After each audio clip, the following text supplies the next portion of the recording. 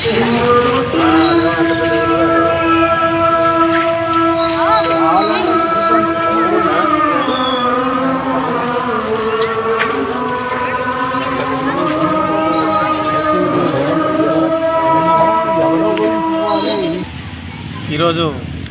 మా జిల్లా ఎస్పీ శ్రీమతి స్నేహ మెహ్రా ఆదేశాల మేరకు మేము పట్టణంలోని రైల్వే స్టేషన్, రైల్వే క్వార్టర్స్, ఈ జూనియర్ కాలేజ్ గ్రౌండు, తర్వాత చుట్టుపక్కల ఐసోలేటెడ్ ప్లేస్లు ఏవైతే నైట్లో చీకటిగా ఉండి ఇల్లీగల్ యాక్టివిటీ జరిగే అవకాశం ఉందో క్రైమ్ ప్రోన్ ఏరియాలో ఫుడ్ పెట్రోలింగ్ చేయడం జరిగింది.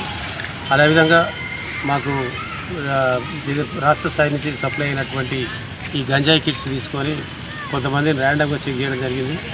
సో అలాంటి చెక్ చేసుకుంటూ వాళ్ళకు కొద్దిమంది సిగరెట్లు అవి పిల్లలు కూడా చిన్న పిల్లలు ఈ యొక్క చీకటి ప్రదేశాల్లో కూర్చొని ఈ సిగరెట్లు, తర్వాత గుట్కా, పాన్ పరాగులు ఇవన్నీ తింటున్నారు.